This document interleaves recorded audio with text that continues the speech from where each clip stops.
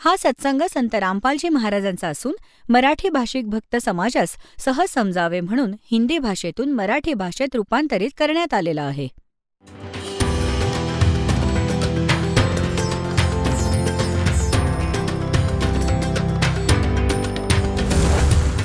और ज्ञान सब ज्ञान डी कबीर ज्ञान सो ज्ञान और जैसे घोड़ा तोब कायम करता चले मैदान.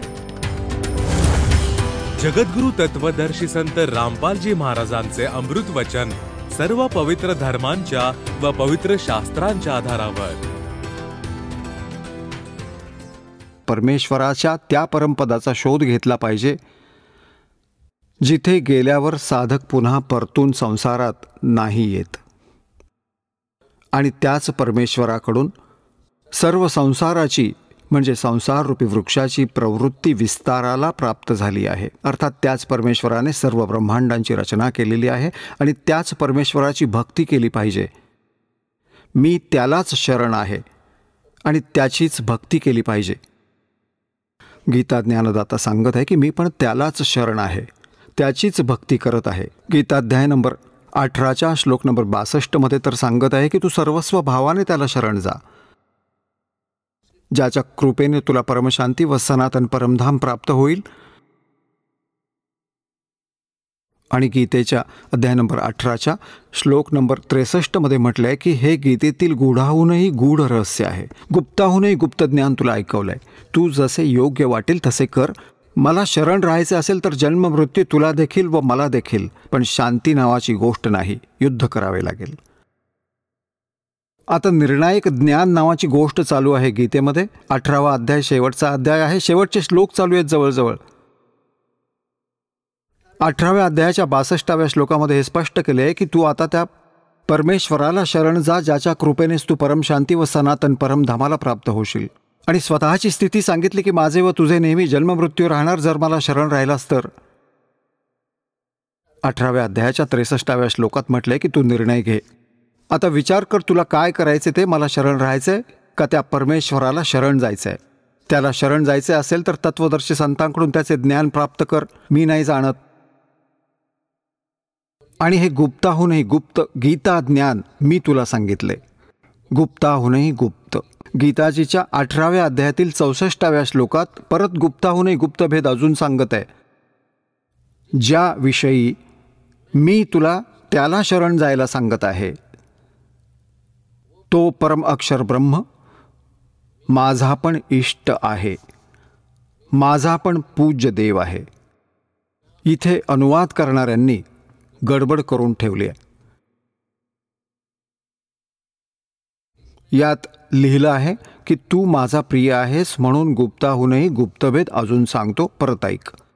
गुप्त ज्ञान तर पहिले 18व्या अध्यायाच्या 63व्या श्लोकात सांगितले आहे की गुप्ताहून गुप्त ज्ञानभेद हा गीतेतला मी सांगितला. आता अजून एक गुप्ताहूनही गुप्त सांगतो की हा माझा पूज्य देव आहे, माझा इष्ट आहे. तर पुण्यात्म्यांनो, त्या परमाक्षर ब्रह्मची भक्ती न केल्याने आपण अजूनपर्यंत जन्म आणि मृत्यूच्या दीर्घ रोगाने ग्रस्त आहोत. जोपर्यंत हे जन्म मृत्यू आहेत, शांती नाही. आज आम्ही व तुम्ही सगळे आपल्या परिवाराला आणि आपल्या संपत्तीला आपले मानून बसले आहोत. आणि इथे घर व गाडी खरेदी करण्यात, मोठ्या मोठ्या फॅक्टरी बनवण्यात, MLA, MP, मंत्री, मुख्यमंत्री, प्रधानमंत्री बनण्याच्या इच्छेने आपण संपूर्ण मनुष्य जीवन वेस्ट करतो, वाया घालवतो. आणि एका सेकंदाचा कोणता कोणाला विश्वास नाही, कोणाचाही. एका सेकंदात नाही माहीत केव्हा इथे काय संकट कोसळेल. आणि तरी पण आपण इथे व्यवस्थित आहोत, तरी पण इथून मन दूर होत नाही, कारण आपल्याकडे काही पर्याय नाही. अजून करायचे काय? कारण की या मनाला तर कोणी ना कोणी पाहिजे, कुठे ना कुठे काहीतरी संकट ओढवून घ्यायला. हे तर जीवाला एका स्थानावर टिकू देत नाहीत. ऋषी महर्षींनी प्रयत्न केले, तत्वदर्शी संतांच्या अभावाने परमात्मा प्राप्तीसाठी भरपूर प्रयत्न पण केले आणि खूप कठीण साधना पण केल्या, पण या मनाने त्यांना पण वाईट रीतीने भ्रमित ठेवले, आणि कोणते ना कोणते कारण बनवून त्यांना पण नष्ट करून टाकले. आता कारण काय आहे की जोपर्यंत आपल्याला परमक्षर ब्रह्मची साधना आणि तत्वदर्शी संत मिळणार नाहीत तोपर्यंत आपण जी साधना करत आहोत त्यावरून मन नाही दूर होऊ शकत. ज्याही क्रिया आपण करतो त्यातच आपण आसक्त राहतो. आणि सद्गुरू मिळाले तर आपल्याला ज्ञान मिळेल की आपण इथे राहणारे नाही आहोत, तुम्ही इथले रहिवासी नाहीत, तर इथे तुम्हाला विवश केलेलं आहे.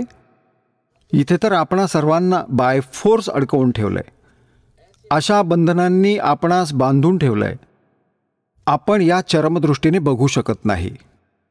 परमेश्वराच्या तत्वज्ञानाने मग त्या बंधनांचा आपणास आभास होईल आणि त्यांना आपण योग्य पद्धतीने समजू शकू की कोणकोणती बंधने कोणकोणत्या दोऱ्यांनी आपल्याला बांधून ठेवलं आहे. आता इथे ब्रह्मा विष्णू महेश पण याच बंधनात बांधले गेले आहेत, कर्मबंधनात. आणि ब्रह्म पण इथेच बंधित आहे कारण तो इथला स्वामी आहे, याच्या बाहेर तो जाऊ नाही शकत. आणि परब्रह्म पण त्याच्या लोकात हा देखील कैद आहे.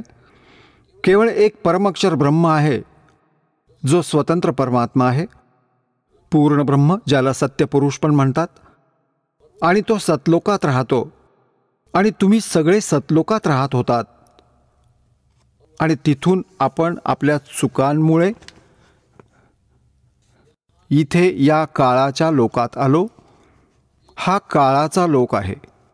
21 ब्रह्मांड आहेत याचे. आणि इथले विधान आहे जन्म आणि मृत्यू नेहमी असेलच. जसे कर्म कराल तसेच फळ इथे तुम्हाला मिळेल या 21 ब्रह्मांडात. तुम्ही वाईट कर्म केले असेल तर वाईट फळ भोगायलाच लागेल. चांगले कर्म केले असेल तर चांगले फळ तुम्हाला मिळेलच मिळेल. परंतु जन्म आणि मृत्यू आणि हा कर्माचा भोग दंड तुम्हाला भोगायलाच लागेल आणि नेहमी याला फेस करायला लागेल. केवळ एक परमक्षर ब्रह्म आहे जे आपल्या या जन्म आणि मृत्यूच्या रोगाचा नाश करू शकतात. आणि सोबत आपल्या ज्या प्रारब्ध म्हणतात, तुम्ही तुमच्या एका जीवनात, वर्तमान जीवनात जे पण सुख वा दुःख जे पण तुमचे लिहिलेले आहेत तुम्ही फक्त तेच भोगत आहात. आणि केवळ परमक्षर ब्रह्म या प्रारब्धात परिवर्तन करू शकतात. कारण की पुण्याने सुख मिळते आणि पापाने दुःख होते, संकटे येतात. जर आपले पापच समाप्त झाले प्रारब्धातले तर आपल्या जीवनात सुख मिळू शकेल. जसे कोणाच्या पायात काटा टोचलाय आणि काट्यामुळे दुःख आहे आणि काटा निघताच सुख मिळेल. तर आपल्या कर्माचे काटे टोचलेले आहेत आणि यांना ना ब्रह्माजी काढू शकत, ना विष्णूजी, ना शिवजी, ना श्रीराम, ना श्रीकृष्ण आणि नाही हा ब्रह्म. केवळ परमक्षर ब्रह्मच या काट्यांना काढू शकतो. आणि त्याच्याकडेच ते हत्यार आहे जे आपल्या पापरूपी काट्यांना काढू शकतात आणि आपल्या जीवनरूपी प्रवासाला साफ करू शकतात, त्या रस्त्याला साफ करू शकतात. तर आपण त्या परमक्षर ब्रह्मची भक्ती न करता, आपण त्यांच्याकडे आर्जव न करता, आपण त्या भगवानाकडे आर्जव करत राहिलो, त्यांची स्तुती प्रार्थना भक्ती करत राहिलो, जो तुमच्या प्रारब्धाचा किंवा कोणत्या संचित कर्माचा नाश नाही करू शकत, ते संपवू नाही शकत. आणि त्याच कारणाने आपल्याला शांती नाही मिळत. आता जसे कोणी एक भक्त आहे, श्रद्धाळू आहे, चांगला आत्मा आहे, तर तो असाही भक्तीसाठी संताकडे जातो. त्याचे पूर्वीचे संस्कार इतके चांगले असतात की ते भक्ती भगवान याच्याशिवाय राहू नाही शकत. आणि ते जातात संतांकडे तत्वदर्शी संत समजून. आणि तिथे जसे पण त्यांना ज्ञान दिले जाते ते श्रद्धाळू बिलीवर असतात, विश्वासू असतात. जे गुरुजींनी सांगितले ते हात जोडून आणि नतमस्तक होऊन स्वीकार करून आणि त्यावर आरूढ होतात. त्यांना माहीत नाही की हे नीम हकीम आहेत, त्याच्याकडे सत्साधना नाही आहे, परंतु ते त्यांना पूर्ण संत मानून साधना करू लागतात, साधना करायला लागतात. आणि जे दुःखी असतात ते दुःखाचा नाश करण्यासाठी, संकट निवारणासाठी, पण संतांचाच शोध करतात. पहिले तर आपण भटकत राहतो, जशा आपल्या परंपरागत साधना असतात. कोणत्या मंदिरात जातो वा कोणत्या समाधीवर जातो, तिथे डोकं वगैरे आपटून थकून जातो, कोणताही लाभ होत नाही. कोणी सांगतो तिथे एक संत आहे, त्याच्या आशीर्वादाने तुमचे दुःख निवारण होईल, तर तो तिथे जातो. तो संत जाताच आपल्याला काही क्रिया करायला सांगतो. असे करा, इतके दान करा, असे करा, असे असे अनुष्ठान करा, या मंत्रांचा जप करा, तुमचे हे संकट ठीक होईल. तुम्ही असेच करता. जेव्हा तिथे 2-3 वेळा तुम्ही जाता, मग ते म्हणतात, जेव्हा तुम्हाला आराम नाही मिळत, तुम्ही प्रार्थना करता की मला काही आराम नाही मिळाला, तर ते काय म्हणतात, बाबा हे बघ, हे तर तुमच्या प्रारब्धात लिहिलेलं आहे. प्रारब्धात तुम्हाला भोगावंच लागेल. आणि प्रारब्धाचे जे पाप आहे ते भोगूनच समाप्त होते. आणि मग उदाहरण देतात, जसे भगवान विष्णू अवतारात श्री रामचंद्र आले होते. विष्णूजींना शाप दिला होता नारदांनी की तू एक जीवन आपल्या पत्नीच्या वियोगात घालवशील. असेच झाले. आणि मग श्रीरामाचा म्हणजेच विष्णूंचा आत्मा श्रीकृष्ण बनले. आणि श्रीराम रूपात श्रीकृष्णाने म्हणजेच श्रीरामाने बालीला मारले होते, सुग्रीवाचा भाऊ, एका झाडाच्या आडून धोक्याने. तर श्रीकृष्ण रूपात त्या कर्माचा पण भोग श्रीकृष्णाला भोगावा लागला. वालीचा आत्मा एक शिकारी झाला आणि विषारी बाणाने भगवान श्रीकृष्णाच्या तळपायात बाण मारून त्यांचा वध केला. अशा प्रकारे मग हे जे तत्वज्ञानहीन संत आहेत, मग ते कथा ऐकवून आपल्याला स्वतःला सोडवून घेतात आणि सांगतात, बघा, भगवानांना सुद्धा कर्माचा दंड तर भोगावाच लागला. तर त्यावेळी तो भक्त संतुष्ट होतो, परंतु तो पापरूपी काटा तरीसुद्धा बोचतच राहतो. आणि जोपर्यंत तो पापरूपी काटा नाही निघणार, तोपर्यंत चैन नाही पडू शकत. मग भले कितीही खटाटोप केला आणि कितीही सांत्वना देऊ दे त्याला, मग तो दुसऱ्याकडे जातो. तिथे पण त्याला आराम नाही मिळत, मग तो थकून मग तिसऱ्याकडे जातो. जेव्हा तिथून पण त्याला आराम नाही मिळत, किंवा तो मरून जातो, किंवा मग अजून चुकीची कामे करू लागतो, दारू पिऊ लागेल, त्या टेन्शनला कमी करण्यासाठी, किंवा मग चोरी करू लागेल, टेन्शन कमी करण्यासाठी. कारण कोणाला निर्धनतेमुळे दुःख आहे, त्याला श्रीमंत बनण्याची इच्छा आहे, चोरी लुटमार करून किंवा कोणते अजून चुकीचे काम करून. अशा प्रकारे कोणताही प्राणी कधीही शेठ नाही होऊ शकत, धनी नाही बनू शकत, तर दुप्पट पापकर्म वाढवून आपले कर्म बिघडवू शकतो. तर याच कारणाने पुण्यात्म्यांनो, आज सगळ्या मानवांची जवळजवळ म्हणजे 90% माणसाची वृत्ती खूप बिघडली आहे. भगवानाची भीती राहिली नाही, आस्था समाप्त होऊ लागली आहे. वर मनाने जरी आपण रामराम म्हणत असलो तरी आत विकार, आत सगळी कुबुद्धी जशीच्या तशी विद्यमान आहे. आणि आपला सर्व प्रकारे व्यवहार बिघडला. मायाच आपल्याला सगळीकडे दिसत आहे. याचे कारण हे खोटे संत आहेत.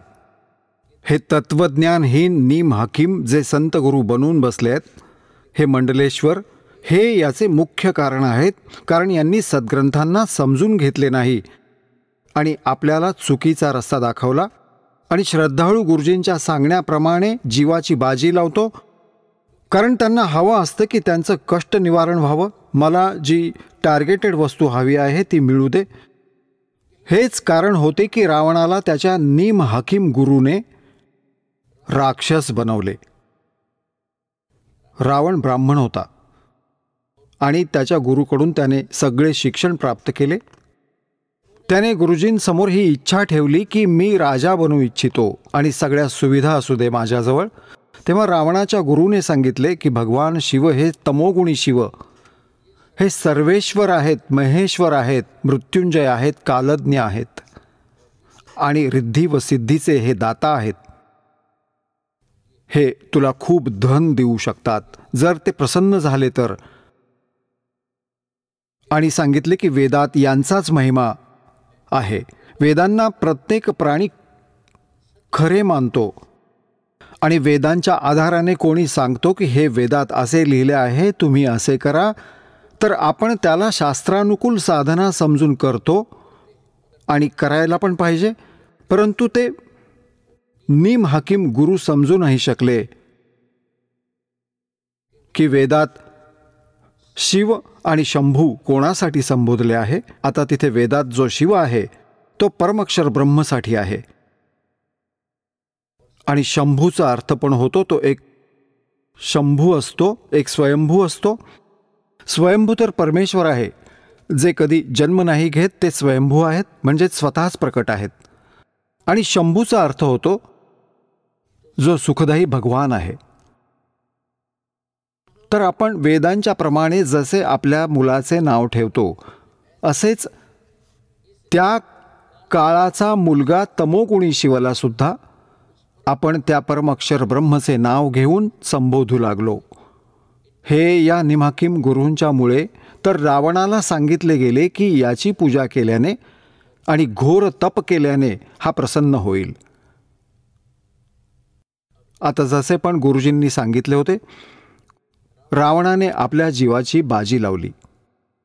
आपल्या भगवान शंकराला खुश करण्यासाठी इथून शिरपण अर्पण केले, इथून कापून आपली तलवार अशी मारून आणि अर्पण केले. तर जसे कर्म कराल तितके फळ ते अवश्य देतात. तर भगवान शिवने त्याला त्याचे ते शरीर ॲज इट इज पूर्ववत करून दिले.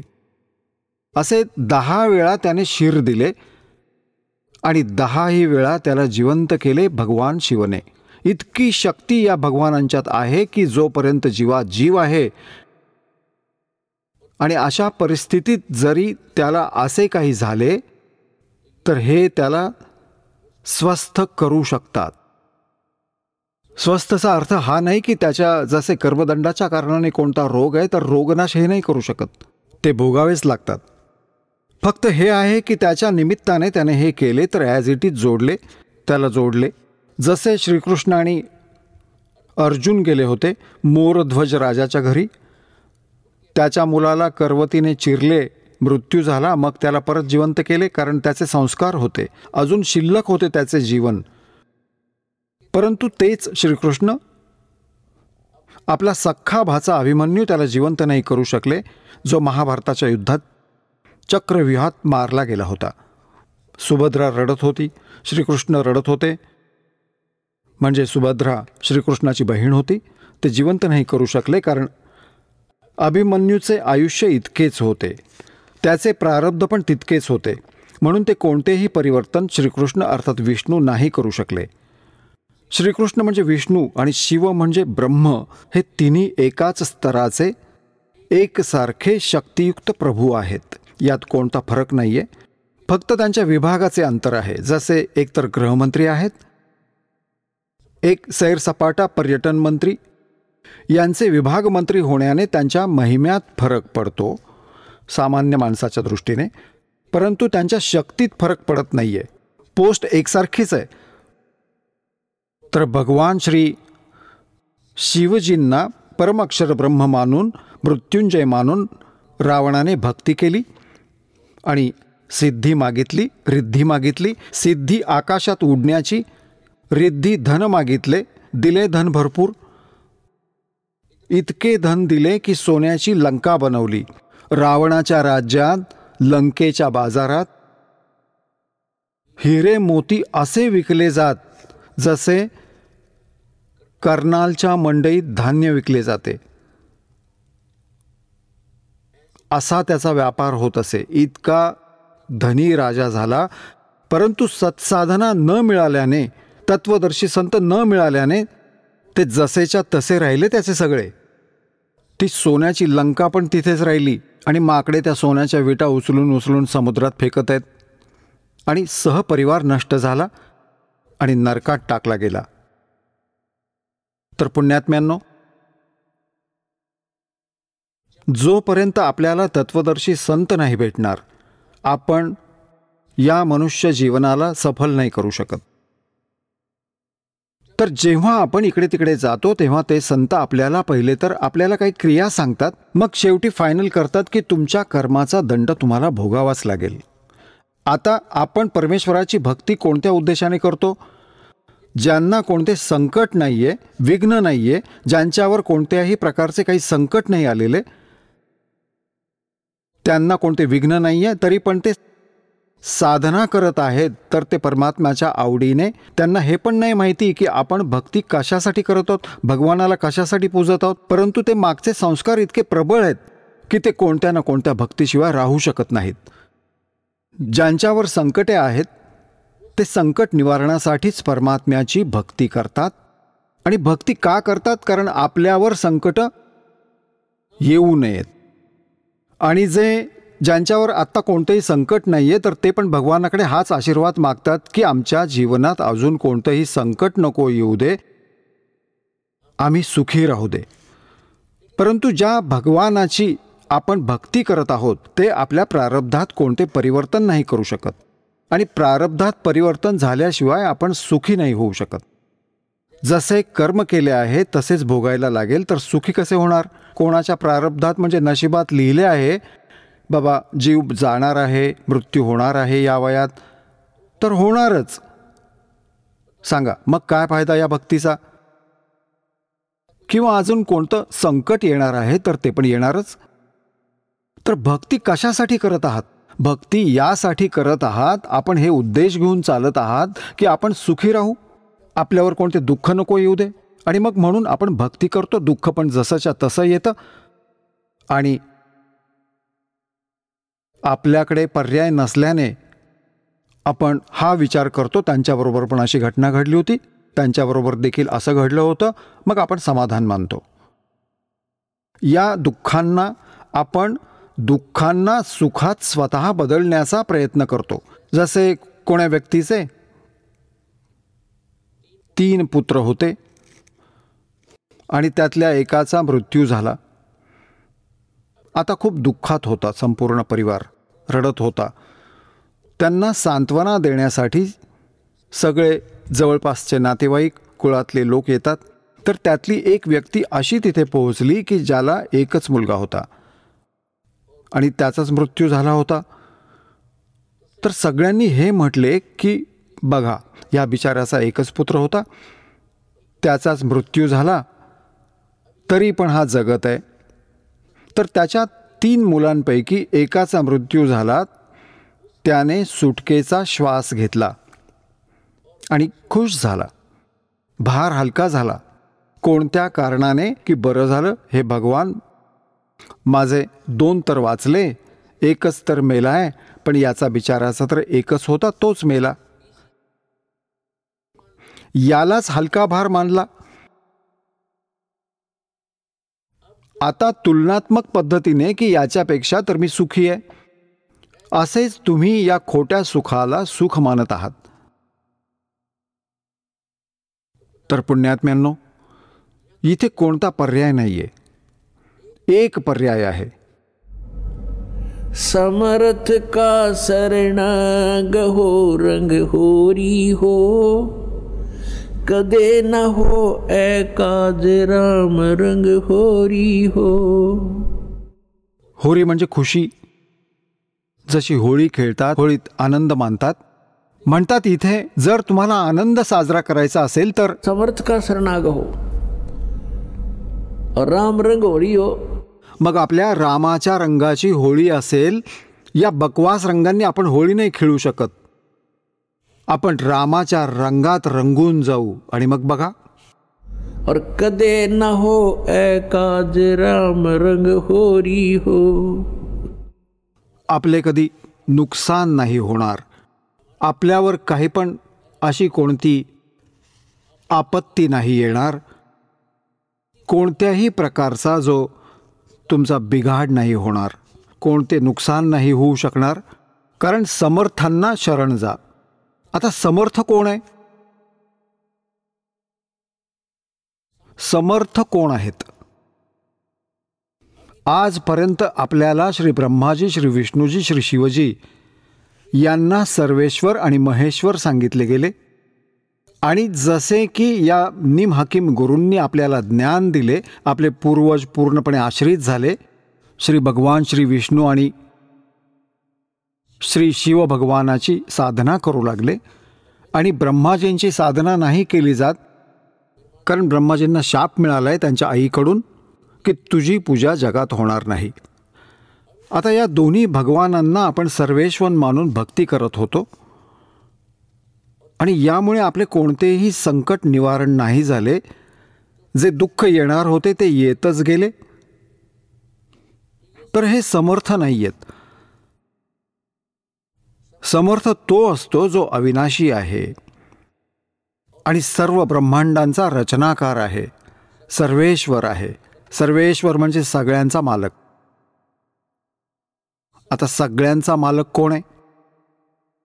आता इथं थोडंसं तुम्हाला डिफाईन करतो, समजवायला पाहिजे, कारण पुण्यात्म्यांनो, परमात्म्याची भक्ती करणं कोणती मोठी गोष्ट नाही आणि मोक्ष प्राप्त करणं कोणती मोठी गोष्ट नाही. जर हे म्हणणं लक्षात येईल तर जसं आपण आपल्या पोटासाठी किती कठीणातले कठीण परिश्रम करतो, शेतकऱ्याला माहिती आहे त्याच्या प्रोसिजरची, त्याच्या प्रोफेशनची,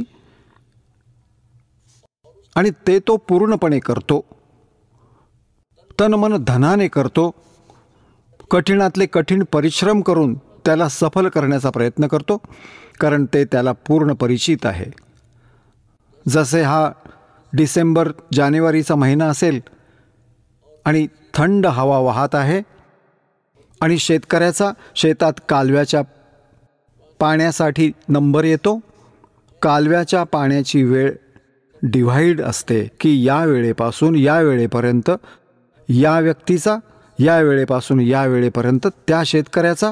तर त्यावेळी 12 वाजता 1 वाजता ज्या शेतकऱ्याचा नंबर येईल रात्री सिंचन करायचे कालव्यातून, तर आपण आपापल्या बंगल्यात, आपापल्या घरात दरवाजे बंद करून आणि हीटर लावून झोपलेले असतो किंवा AC चालू असतो किंवा जाड रजई घेऊन झोपलेले असतो.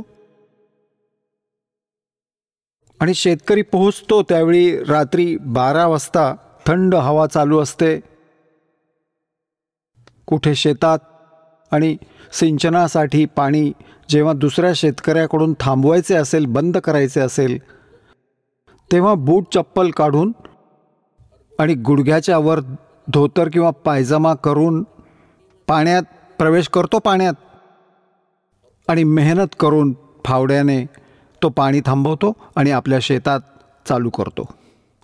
तो पर्वा नाही करत की कोणता काटा बोचेल, तो पर्वा नाही करत की कोणता साप चावेल, तो पर्वा नाही करत की तुला न्यूमोनिया होईल. त्याला केवळ आपले उद्दिष्ट दिसते की जर आज मी हे काम नाही केले, या पाण्याचे सिंचन नाही केले, तर माझी मुले भुकेने मरतील, मी निर्धन होईन, मागत फिरावे लागेल. तर तो समजदार आहे, तो आपल्या कामाशी पूर्ण परिचित आहे. यासाठी तो कोणती पर्वा नाही करत आणि ते काम करूनच मग श्वास घेतो. तर पुण्यात्म्यांनो, ज्यावेळी तुम्हाला या मनुष्य जीवनाच्या उद्देशाची माहिती होईल, तुम्ही पण मनुष्यच आहात, मग तुम्ही अशा प्रकारे काम कराल. तुम्ही कोणाची पर्वा नाही करणार, सत्संग ऐकायला याल, भक्ती पण कराल आणि परमात्म्याला भेटाल, कारण ही प्रोसिजर आहे. हाच एक मार्ग आहे त्या परमेश्वराला मिळवण्याचा. कोणता मार्ग आहे? की सगळ्यात पहिल्यांदा गुरु हवा. परमात्मा म्हणतात, गुरु बिन माला फेरते, गुरु बिन देते दान, गुरु बिन दोनों निष्फल हैं, पूछो वेद पुराण.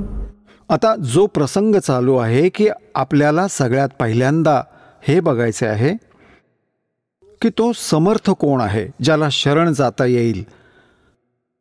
आणि जेव्हा आपल्याला ही गोष्ट समजेल, हे फायनल होईल की हा भगवान आहे समर्थ आणि याच्यामुळेच आपल्याला तो फायदा होईल ज्याची आपण इच्छा करत आहोत, तर आपण त्याच परमात्म्यावर आश्रित होऊ. आपण दुसऱ्या भगवानांवरून आपले लक्ष दूर करू. असे म्हणून नाही दूर होणार. जसे तुम्ही म्हणाल की तुम्ही ही साधना करू नका, हे करा, तर आपले मन डळमळीत राहील की हे का करायचे, हे का सोडायचे जे पहिले आपण करत होतो. तर हा सगळा निर्णय आपल्या समक्ष होईल, तेव्हा आपण यापासून दूर होऊ, आपोआप दूर होऊ. या भगवानांवरची श्रद्धा पण आपोआप दूर होईल. कशी दूर होईल? जसे गीता अध्याय नंबर 2 श्लोक नंबर 46 मध्ये सांगितले की अर्जुन, ज्यावेळी खूप मोठ्या जलाशयाची उपलब्धी प्राप्ती झाल्यावर आपली आस्था त्या छोट्या जलाशयात राहते, ठीक याच प्रकारे त्या परमाक्षर ब्रह्म, त्या पूर्ण परमात्म्याच्या गुणांनी परिचित झाल्यावर, त्या तत्वदर्शी संतांकडून ज्ञान ऐकल्यानंतर, परमाक्षर ब्रह्मचा महिम्याचा परिचय झाल्यानंतर अन्य भगवानांवर अशीच आपली आस्था राहील जसे खूप मोठ्या जलाशयाच्या प्राप्तीनंतर छोट्या तलावांवर आस्था राहते. आता बघा किती निर्णायक ज्ञान देऊन ठेवले पवित्र गीताजीमध्ये, की जसे पहिले काय होते, गीता सांगितली जात होती त्यावेळी सगळे प्राणी, मनुष्य सरोवरांवर आश्रित होते, तलावांवर. तुम्ही पाहिले असेल, आत्ता पण तुम्ही बघू शकता, गावाच्या चारही बाजूला तलाव असतात. पूर्वी गावं छोटी छोटी असत, 10-20 घरं कुठेही पूर्ण एकत्र राहायचे, पूर्ण एक खूळ, आणि तिथे बसत होते कोण्या सरोवराची, तलावाची शरण घेऊन. आणि ते छोटे तलाव असे असत की जसा पाऊस पडला की पावसाळ्याच्या दिवसात ते भरून जायचे आणि पूर्ण वर्ष त्यातूनच ते पाणी पीत पण असत. पशुपालन पण करत असत आणि कुठे छोटी मोठी भाजीपाला शेती केली तर त्याच पाण्यावर ते करत असत. तर ते छोटे जलाशय म्हणजे छोटे तलाव असे असायचे, 1 वर्ष पाऊस नाही झाला तर त्यात पाणी नाही, कोरडे व्हायचे आणि त्यावर आश्रित प्राणी पण संकटांना तोंड देत त्यांचा पण मृत्यू व्हायचा किंवा त्याला सोडून पळून जायला लागायचं. आणि एक खूप मोठा जलाशय म्हणजे खूप मोठे सरोवर मिळाले ज्यात 10 वर्ष पाऊस नाही पडला तरी त्याचं पाणी आटणार नाही. आणि ते त्या प्राण्यांना ते मिळाले, तर मग त्यांची आस्था त्या छोट्या जलाशयासारखीच राहून जाते. अंडरस्टूड आहे हे? बिलकुल तुम्ही सहजपणे समजू शकता की त्या छोट्या जलाशयातून आपण जितका लाभ मिळवत होतो तो लाभ वाईट नव्हता, परंतु तो पुरेसा नव्हता, तो पर्याप्त नव्हता. आता आपल्याला इतका मोठा जलाशय मिळाला आणि ज्याच्या शरणात आपण राहू, ज्याच्या आश्रयाला जाऊन बसू, त्यात 10 वर्ष पण पाऊस नाही झाला तरी त्याचे पाणी समाप्त नाही होणार, तर छोट्या जलाशयापाशी कोण राहील? तेव्हा आपण सगळे मुलाबाळांना घेऊन आणि तिथे जाऊन बसू. तर सांगायचा भाव हा आहे की तो जलाशय वाईट नव्हता, छोटा, त्याचे पाणी वाईट नव्हते, परंतु तो पर्याप्त नव्हता. कधीही संकटाला तोंड द्यावे लागणार होते आणि तसे करावे लागत पण होते. तर अशा प्रकारे हे अन्य भगवान जे आहेत, अन्य देवता, यांना तर छोटे जलाशय समजा आणि समर्थ परमात्म्याला समुद्र समजा. समुद्र, सरोवराचे उदाहरण तर तुम्हाला समजावण्यासाठी दिले आहे, परंतु तो तर समुद्र आहे ज्याचे पाणी कधीही समाप्त नाही होत. अथांग जल ज्याच्या आत तर तो समुद्रच मिळाला तर काय सांगायचं. तर अशा प्रकारे आपण त्या समर्थाला ओळखलं पाहिजे. आता काय सांगतात? और संत सब कूप हैं केते झरीता नीर दादू अग में अपार है वो दरिया सत्य कबीर। आता काही संत तर विहीर समजा विहीर आणि संतचा अर्थ आहे जसे गुरु, आणि एक तर गुरु आहेत श्री विष्णूजी आणि श्री शंकरजींचा महिमा सांगणारा, एक तर समजा ती विहीर आहे म्हणजे त्या विहिरीतून त्या हँडपंपने मिळणारी मदत अस्थायी आहे, त्या विहिरीतून मिळणारी. कारण विहीर काय असते, ज्या पण स्तरावर त्याची खालची लेव्हल सोडून ठेवली आहे, जसे असे म्हणतात की ह्या हँडपंपला ट्यूबवेलला वरच्या पाण्यापर्यंतच जोडून ठेवलं आहे तर वरच्या पाण्यात थोडंसंच काम करेल, आणि एक म्हणतायत खाली तळापर्यंत पोहोचवलंय खाली.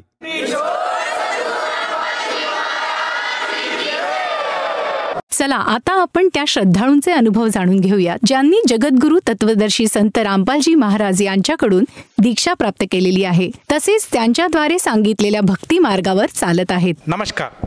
नमस्कार. आपलं नाव? अमृत तुळशीराम देवरे. आपण कुठून आलात? लखमापूर तालुका सटाणा जिल्हा नाशिक महाराष्ट्र. आपला व्यवसाय काय आहे? व्यवसाय शेती आणि बिझनेस. संत रामपालजी महाराजांची गुरुदीक्षा आपण कधी घेतली? संत रामपालजी महाराजांची गुरुदक्षिणा 14 ऑगस्ट 2022. संत रामपालजी महाराजांची गुरुदीक्षा घेण्या अगोदर आपण व आपला परिवार कोणती भक्ती साधना करत होतात? संत रामपालजी महाराजांच्या सान्निध्यात येण्या अगोदर आम्ही पारंपरिक देवी देवतांचे साधना करायचो. त्यातल्या त्यात महादेव आणि कुलदैवत आमचं त्यांना इष्ट मानून पूजा करायचो. त्याच्यानंतर तीर्थयात्रा आम्ही भरपूर प्रमाणात करायचो. तर जवळजवळ सगळा भारत फिरलो आम्ही तीर्थयात्रेला. नेपाळपर्यंत जाऊन आलो. चारीधाम झालं. शेवटची यात्रा आम्ही विमानाने केली. खूप खर्च केला यात्रेला. त्याच्यानंतर गावात असणारे पारायण होते, तिथं आम्ही पंगत द्यायचो, वर्गणी द्यायचो. जेवढे काही देवादेवकांसाठी करता येत होतं तेवढं करायचो आम्ही. आणि तीर्थयात्रेला मात्र आम्ही भरपूर वर्षातनं 2 वेळा तीर्थयात्रा करायचो. आमचा एक ग्रुप होता 20-22 लोकांचा यात्रा जाण्यासाठी. सगळ्याच्या सगळे आम्ही 20-22 लोक यात्रेला जायचो दरवर्षी 2-2 वेळा. खूप खर्च केला आम्ही. पूर्ण देवदर्शन केलं आम्ही. सर, जसं तुम्ही सांगत आहात की आपण अगदी पूर्वीपासूनच भाविक होतात, त्याचप्रमाणे आपण भक्तीमध्ये सुद्धा लागलेले होतात आणि जी पारंपरिक भक्ती साधना आहे ती भक्तिविधी आपण करत होतात. प्रामुख्याने आपण तीर्थयात्रेला प्राधान्य देत होतात आणि बऱ्याच ठिकाणी आपण तीर्थयात्रेला गेला आहात आणि जात होतात. तर मला हे विचारायचं आहे की संत रामपालजी महाराज यांची माहिती आपल्याला कशी कळाली आणि आपण त्यांच्या शरणात कसे आलात? संत रामपालजी महाराजांची माहिती अशी आली की मी दररोज सकाळी 6 वाजता टी व्हीवरती कीर्तन बघायचा कार्यक्रम होता माझा दररोज 6 वाजता. त्या दिवशी कीर्तनाचा कार्यक्रम मला आवडला नाही म्हणून मी चॅनल बदलले. तेव्हा संत रामपालजी महाराजांचा सत्संग चालू होता. तो सत्संग चालू असताना त्या दिवसाचा एपिसोड असा होता की ब्रह्मा विष्णू महेश यांचा जन्म आणि मृत्यू होतो. तर थोडा मी दचकलो की असं म्हटल्यानंतर, कारण त्या दिवशी अगोदरच 6 दिवस आम्ही आपलं चारीधाम यात्रा करून आलेलो होतो आम्ही सगळेजण. आणि आम्हाला असंही ऐकायला मिळेल की बाबा ब्रह्मा विष्णू महेश यांचा जन्म आणि मृत्यू होतो की एवढे मोठाले देव असूनसुद्धा यांचा मृत्यू होतो. म्हणजे मला थोडं अपघात झाल्यासारखं वाटलं ते. आणि तो एपिसोड संपला. एपिसोड संपल्यानंतर माझ्या जेवढे ग्रुप मित्रमंडळी होते त्यांना मी सगळ्यांना फोन केला की तुम्ही असं चॅनलवरती तुम्ही असं सत्संग बघत चला सकाळी. त्यांचं असं म्हणणं आहे की बाबा ब्रह्मा विष्णू महेश यांचा जन्म आणि मृत्यू होतो. तर काही लोकांनी मला वेड्यात काढलं की ते कोणते गुरुजी आहेत, कोणते आहेत ते मला सांगा. मग ते बरेच लोक त्यांनी तो चॅनल बघितल्यानंतर मी जो तो सत्संग गुरुजींचा दररोज पाहत राहिल्यानंतर ते खाली ते सांगायचे की बुवा तुम्ही पुस्तक मागवा. त्याप्रमाणे मी SMS केला, पुस्तक मागवलं. पण तिकडून मेसेज आला की बुवा तुम्हाला 1 महिन्याच्या आत पुस्तक मिळेल. पण 1 महिना आम्हाला थांबणं कठीण होतं. मग प्रत्येक जिल्ह्याला नामकेंद्र झालेत असंही पण आम्ही ऐकलं होतं टी व्हीमध्ये. मग त्याप्रमाणे आम्ही आमच्या मित्रांची गाडी भरून आम्ही नाशिकला गेलो पुस्तक शोधण्यासाठी. नामकेंद्रावरती गेलो. तिथं गेल्यानंतर तिथं आम्हाला एका काकांनी एका बाजूच्या रूममध्ये जाऊन आमच्याशी अर्धा पाऊण 1 तास जवळजवळ ज्ञानचर्चा केली. ज्ञानचर्चा केल्यानंतर त्यांनी जेव्हा सांगितलं की बुवा असे आपण रूढी परंपरानुसार जे सण साजरे करतो किंवा ज्या देवी देवतांची आपण पूजा करतो ती पूजा सगळी मनमानी आहे बुवा, काही कामाची नाही. मग आम्ही म्हटलं ही कशी काय कामाची नाही बुवा, आम्ही तर परंपरेनुसार आमचे वडिलोपार्जितानुसार आम्ही ती पूजा करत आलो आहे. त्यांचं म्हणणं हे कुठल्याच ग्रंथात लिहिलेलं नाही. त्यामुळे आम्ही थोडं बिचकलो. सत्यनारायणसुद्धा कुठल्या एखाद्या ग्रंथात लिहिले नाही, पण आपण सत्यनारायण करतो ते सुद्धा चुकीचं आहे. पण काही मंडळी माझ्याबरोबर जे आलेले होते माझे मित्र, त्यांना काही खटकलं काही, पण मी ठरवलं होतं की कुठल्याही परिस्थितीमध्ये नाम घ्यायचं. मग आम्ही पुस्तक घेतले आणि बाहेर आलो. बाहेर आल्यानंतर त्यांना सांगितलं की बुवा आम्हाला पुस्तक वाचायला वेळ द्या, मग आम्ही तुम्हाला कळवतो. गाडीमध्ये कोणी म्हणायचं बुवा हे मला पटत नाही, कोणी म्हणे ते पटत नाही, कोणी म्हणे की बुवा दारूचा चांगली गोष्टी आहे बुवा, दारूचा सुट असेल याच्यामुळे मग आम्ही पण येऊ. असे कद्दर आम्ही रस्त्यावर गाडी थांबवली एका हॉटेलमध्ये. सगळेजण म्हटलं त्यांना सगळ्यांना सांगितलं आज ही शेवटची यात्रा आपली, उद्यापासून कुठल्याही हॉटेलमध्ये जायचं नाही, खायचं नाही, पियायचं नाही. तुम्ही माझ्याबरोबर या आगर नका येऊ, पण मी मात्र नाम घेणार आहे. अशा पद्धतीने आम्ही त्या दिवसा शेवटचा कार्यक्रम करून आम्ही घरी आलो. घरी आल्यानंतर मी ते पुस्तक 2 वेळा पुस्तक वाचलं. ते पुस्तक पहिल्या पानापासून ते शेवटच्या पानापर्यंत, खालून शेवटच्याहून पहिल्या पानापासून अशा 2 वेळा ते पुस्तक वाचलं. आणि सत्संगसुद्धा ऐकला. जवळजवळ 2.5-3 महिने सत्संग झाला, पाहून झाला. पुस्तक 2 वेळा वाचून झालं. मी ठरवलं की बुवा आता कुठल्याही परिस्थितीत मला आपल्याला नाम घ्यायचं. माझ्या मित्रांना फोन केला, ते सगळ्यांनी नाही सांगितलं. फक्त त्याच्यातलं एक माझं वेळी फक्त तेवढं तयार झाले, काही हरकत नाही, आपण नाम घेऊन टाकू. तर नाम घ्यायला मी तयारी केली, पण मला 2-3 दिवस जो सारखी झोपच लागली नाही. झोप अशासाठी लागली नाही की मी समाजात राहणारा होतो, फिरणारा होतो. जर नाम घ्यायचं तर गुरुजींनी पुस्तकात त्या काही मर्यादा लिहिल्या आहेत पहिल्यांदाच. त्या मर्यादा राखून आपल्याला सद्भक्ती करून आणि मोक्षाला जायचं, हा खूप महत्त्वाचा पॉईंट होता, मोक्ष मिळणार होता म्हणून.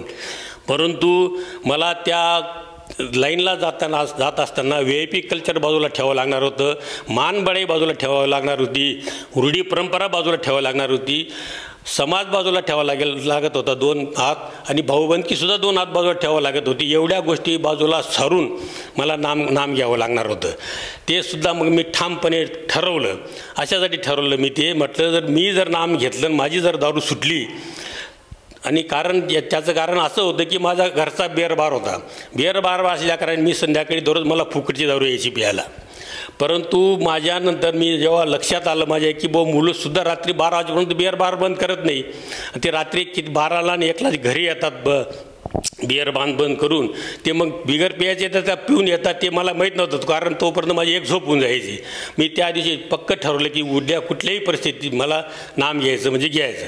सगळ्या गोष्टी बाजूला सारून मी सकाळी आमच्या याईला फोन केला की माझं ठरलं आहे म्हणे. नाही म्हणे माझे पण ठरलं आहे. म्हटलं चला या. मग आम्ही फोन लावला तर योगायोगाने आमच्या गावापासूनच 15 किलोमीटर अंतरावर देवळा म्हणून गाव, तिथं सत्संग येणार होता त्या दिवशी.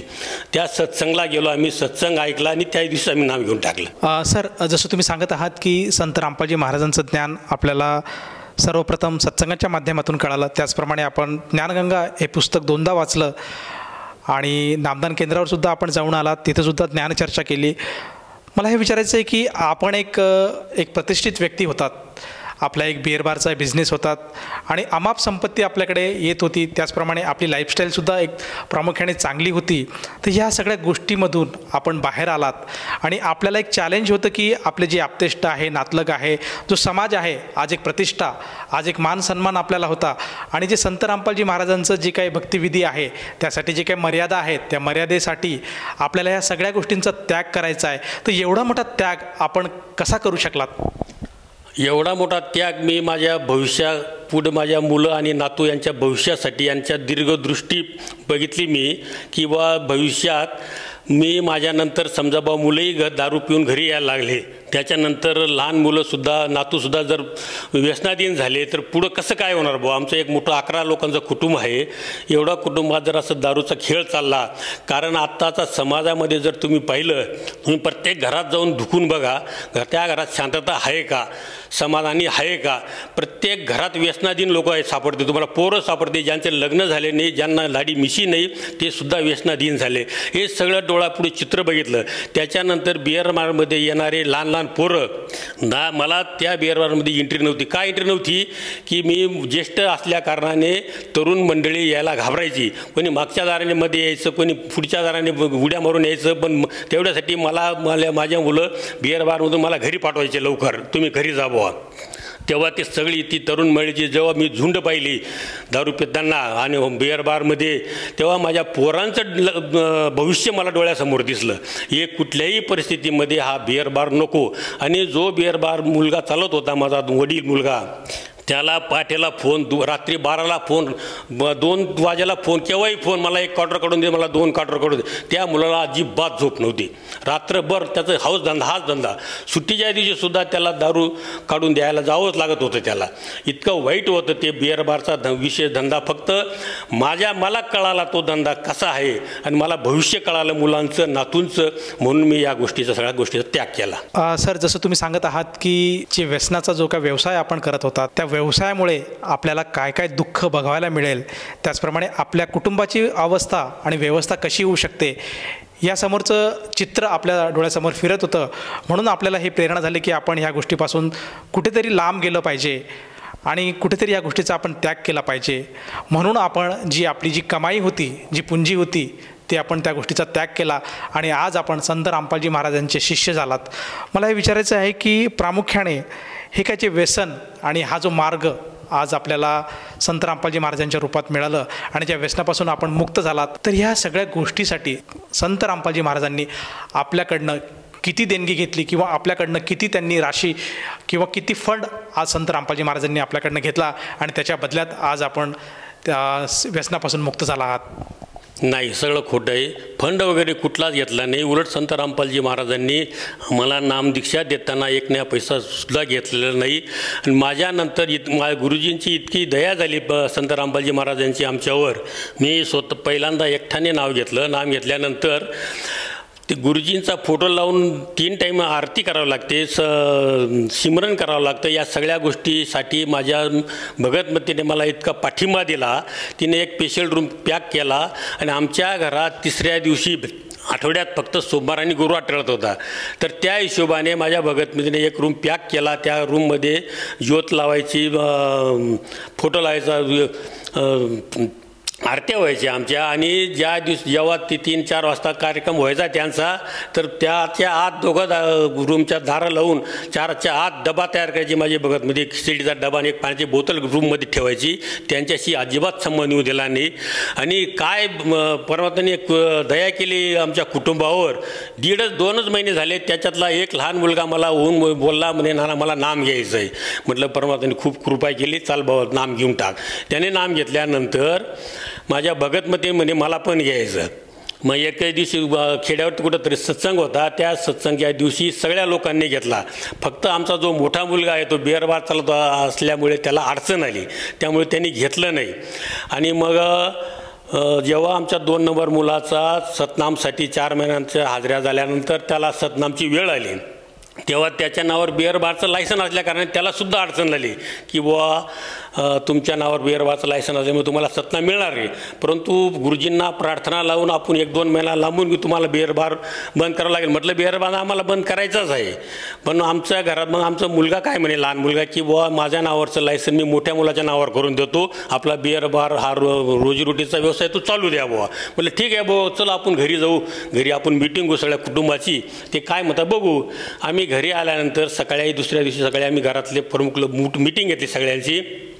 त्या मोठ्या मुलाला लहान मुलाने सांगितलं की बुवा माझ्या नावावर असलेलं बिअर बारचं लायसन मी तुझ्या नावावर करतो आणि तुझा धंदा तू चालू दे आणि मला सतनाम घेऊ दे.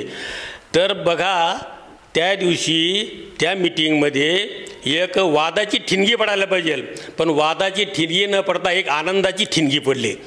मला खूप सांगायला खूप हे वाटतं की बुवा मोठ्या मुलांनी सांगितलं की तू नाम घेऊन आला, सतनाम मला तुला, मला बी उद्या परवा नाम घ्यायला द्यायचं, तू माझ्या नावावर बिअर बारचं लायसन करतो. इतका आनंद झाला सगळ्यांना, घरात पूर्ण कुटुंबाला. माझ्यापेक्षा माझ्या भगतमतीला आनंद झाला, मला आनंद झाला. आणि जो मुलगा बिअर बार चालत होता त्या बिअर बार चालवण्याची भगतमतीला इतका आनंद झाला, कारण तिला माहिती, तिने पुस्तकसुद्धा वाचलं होतं, तिला माहिती होतं की नाम घेतल्यानंतर आपल्या भगतजीची तंबाखू सुटणार आहे, दारू सुटणार आहे, सगळ्या गोष्टीपासून लांब होणार आहे. तो सगळ्यात जास्त आनंद तिला झाला, मला झाला, माझ्या भगतमतीला झाला.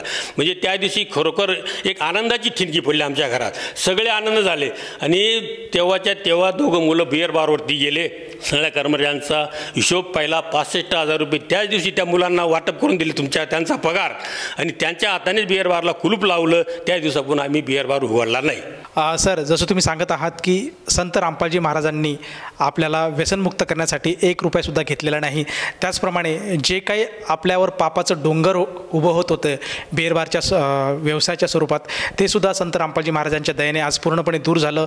आणि आपण आज समाजामध्ये जे काही व्यसनाधीन लोकांना आपण निर्माण करत होतात, त्यांना एक प्रोत्साहन देत होतात, त्यांच्यासाठी व्यसनाचं साधन आपण तयार करत होतात. आणि आजच्या घडीला आपण संत रामपालजी महाराजांचे शिष्य झाल्यामुळे आज त्या गोष्टीपासून आपण लांब गेला आहात आणि खऱ्या अर्थाने आज आपण समाजामध्ये एक चांगलं जीवन आज जगत आहात. तर आपल्या ह्या अनुभवातून मला हे विचारायचं आहे की हा एक मोठा अनुभव संत रामपालजी महाराजांनी आपल्याला दिला की सगळं कुटुंब आज आपलं व्यसनापासून दूर आहे आणि एक भगत, एक संत रामपालजी महाराजांचा अनुयायी म्हणून आज आपण आपले जीवन व्यतीत करत आहात. तर आपल्याला संत रामपालजी महाराजांकडनं जेव्हापासून आपण त्यांच्या शरणात आलात, हा एक मोठा अनुभव तर आलेला आहे. तर ह्या व्यतिरिक्तसुद्धा आपल्याला आपल्या कुटुंबामध्ये, त्याचप्रमाणे आपल्या स्वतःमध्ये काय काय अनुभव आलेत आणि काय काय लाभ संत रामपालजी महाराजांच्या सद्भक्तीमुळे आज आपल्याला बघायला मिळाले आहेत? सर, जे बिअर बार बंद केल्यानंतर समाजाकडून काही आम्हाला दूषणं यायची की बुवा बिअर बारचं लायसन 15 लाख रुपये देऊन सुद्धा मिळत नाही, तुम्ही बंद केला, तुम्ही येडे आहेत बुवा. म्हटलं आम्ही येडे नाही होत. जरी 40-50,000 रुपये महिन्याला दररोजचे गल्ला येत होता, परंतु तेवढा तो समाधानकारक नव्हता. एवढा येणारा गल्लासुद्धा समाधानकारक नव्हता आम्हाला.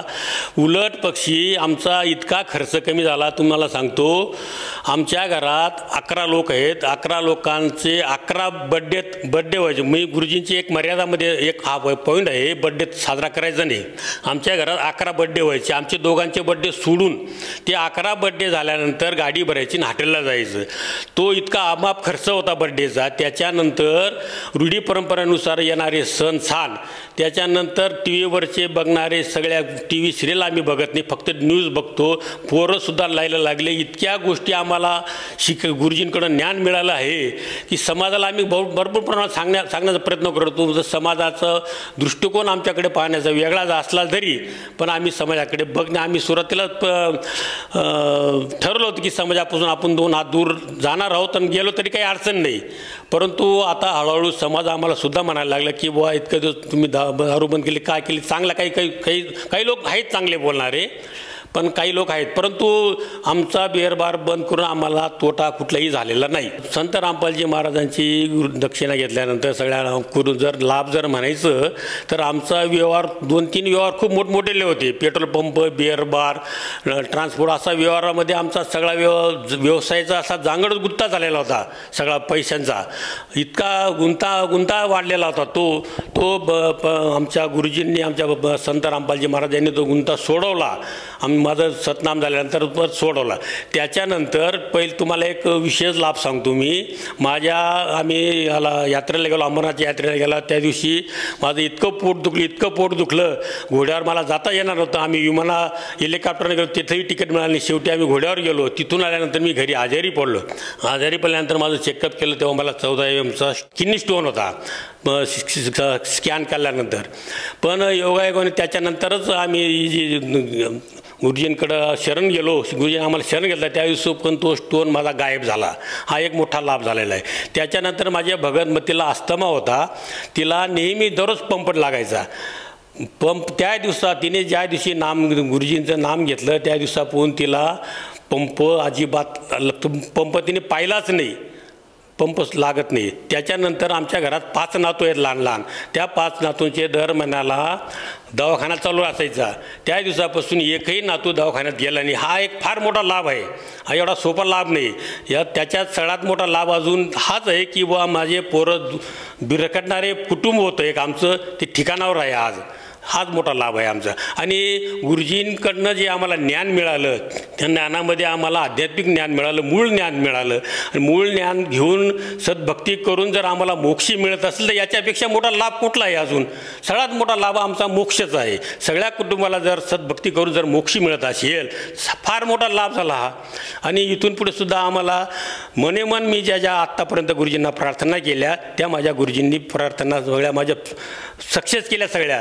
तुम्हाला एक अनुभव एक मनाचे मी आमचा पेट्रोल पंप ची लीज संपली होती. तर लीज संपल्यानंतर तो 1 वर्ष बंद पडला. त्याच्यानंतर दुसऱ्या कंपनीची आम्हाला गरज होती. तर मी सहज मनोमन फक्त प्रार्थना केली गुरुजींना की बुवा आता आम्हाला डीलरशिप अशी कंपनीची द्या की रिलायन्ससारखी कंपनीची आम्हाला डीलरशिप द्या. तुम्हाला सांगतो सरजी, मला मनोमन प्रार्थना केल्यानंतर 1 महिन्यातच मला एलवा लेटर मिळाले रिलायन्सचं. आणि त्यांचं डिपॉझिटसुद्धा भरलं गेलं. तीसुद्धा माझी इच्छा पूर्ण केली गुरुजींनी. असे छोटे मोठे भरपूर लाभ दिले गुरुजींनी. सर, जसं तुम्ही सांगत आहात की संत रामपालजी महाराजांची गुरुदीक्षा घेतल्यानंतर आपल्याला बरेचसे लाभ प्राप्त झाले. खऱ्या अर्थाने आपल्याला मोक्षाचा मार्ग मिळाला. आणि ज्या काही आपल्यामध्ये बुराई होती, जी काही आपल्याला व्यसनाधीन बनवण्याची जी काही आपली फॅक्टरी चालू होती तीसुद्धा आज दूर झालेली आहे. आणि समाजामध्ये आज आपण अतिशय चांगलं जीवन आज व्यतीत करत आहात. मला हे विचारायचं की ह्या सर्व लाभातून आपण आपल्या अनुभवातून आपल्यासारखे जे काही आपले जे नातेवाईक आहे, जे आप्तेष्ट आहे, जे मित्रपरिवार आहेत, त्याचप्रमाणे जो भक्त समुदाय आज TV चॅनलच्या माध्यमातून किंवा कुठल्या ना कुठल्या कार्यक्रमातून आज आपल्याला बघत आहेत, तर या सर्वांना उद्देशून आपण आपल्या अनुभवातून काय संदेश द्याल? मी संदेश देणे इतका मोठा तर नाही, परंतु सगळं जगत आणि भगत लोकांना एक प्रार्थना तर नक्की करेल की व तुम्ही मानबडाई बाजूला ठेवा, रूढी परंपरा बाजूला ठेवा. या दंतकथेच्या आधारे तुम्ही कुठलाही कार्यक्रम करू नका. आणि आपल्या घरात ज्या विधी होतात ना, त्या विधी तुम्ही छानून घ्या की व ह्या विधी सद्ग्रंथामध्ये आहेत का कुठं. ग्रंथाव्यतिरिक्त ज्या विधी करतो आपण सगळ्या मनमानी करतो, मनमानी पूजा, मनमानी आचरण असतं. याच्या मागे तुम्ही लागू नका. मनमानीप्रमाणे आचरण करत असाल, मनमानी पूजा करत असाल, त्या मनमानी पूजेचा काही उपयोग होणार नाही. मी सगळ्यांना हीच प्रार्थना करेल आणि भगत लोकांना सुद्धा हीच प्रार्थना करेल की बुवा मर्यादेमध्ये राहून सद्भक्ती करून आपल्याला परमात्मा मिळतो. आणि त्या परमात्म्याशीच आपण शेअर करू शकतो की आपल्याला काय पाहिजे, काय नको पाहिजे. आणि ही गोष्ट फक्त आपल्याला परमात्माच आपल्याशी बोलू शकतो. आपल्या सुखदुःखाच्या गोष्टी दुसऱ्याशी सांगून उपयोग नाही. आपल्याला परमात्म्याशीच त्या शेअर करावं लागतील. त्या शेअर करण्यासाठी सगळ्यांनी एक सद्गुरू तत्वदर्शी संत बघावा. आणि खरी जी सद्भक्ती आहे तत्वदर्शी संतांकडे जाऊन ती सद्भक्ती घ्या आणि मोक्षाच्या मार्गाला जा. आजच्या घडीला मी एवढंच सांगेल, जे संत रामपालजी महाराज तत्वदर्शी संत आहेत त्यांच्याकडून तुम्ही दीक्षा घेऊन, त्यांच्याकडून ज्ञान घेऊन आणि आपल्या जीवनाचं कल्याण करा. एवढीच मी त्यांना सगळ्यांना विनंती करतो. सर, जसं तुम्ही आज समाजाला आवाहन करत आहात की संत रामपालजी महाराजांचं ज्ञान आज समाजाने समजून घेतलं पाहिजे आणि त्यांच्याकडनं गुरुपदेश घेऊन आपल्या जीवनाचं कल्याण करायला हवं, तर या भावनेतनं एखाद्या व्यक्तीला वाटलं की आपण सुद्धा संत रामपालजी महाराजांची गुरुदीक्षा घ्यावी, तर ती व्यक्ती संत रामपालजी महाराजांची गुरुदीक्षा कशी घेऊ शकेल? फार सोपं आहे. प्रत्येक जिल्ह्याला नामकेंद्र झालेले आहेत आता. आणि आम्ही संत रामपालजी महाराजांची पुस्तकं आता घरोघरी पोचलेले आहेत. त्या पुस्तकामध्ये नंबर दिलेले आहेत. त्या नंबरनुसार तुम्ही फोन करून आणि सगळे फ्री ऑफ कॉस्टमध्ये आपल्याला नामदीक्षा मिळते. त्यांच्याकडून उलट आपल्याला फोटो मिळतो. बऱ्याच गोष्टी आपल्याला फ्रीमध्ये मिळतात आणि ती नामदीक्षा घ्या. धन्यवाद सत साहेब.